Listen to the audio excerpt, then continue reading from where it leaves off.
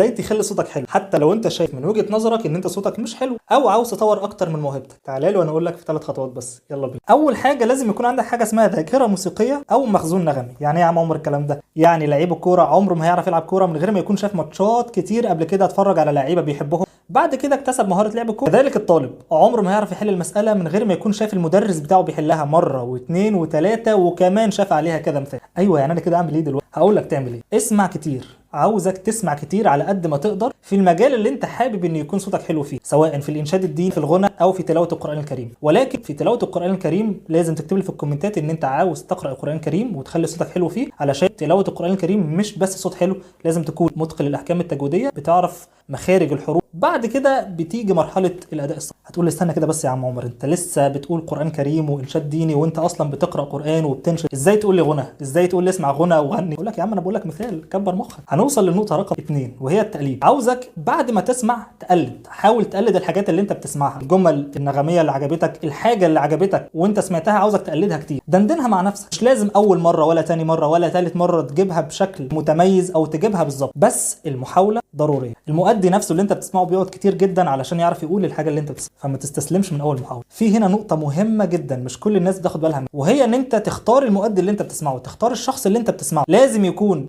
مش بينشز، مش بيخرج عن المقام، صوته حلو، بيأدي صح، علشان ما تكونش بتعمل مجهود على الفاضي. وصلنا للنقطه الثالثه ومعلش طولت عليك. صلي على سيدنا النبي عليه افضل الصلاه والسلام. اعمل لي فولو عشان تشوف الفيديوهات الجايه والفيديوهات اللي فاتت، واكتب لي في الكومنتات لو انت عاوز ان احنا نكمل في السلسله ديت ونعمل فيديوهات تاني عن الموضوع ده. اكتب لي، وسلام.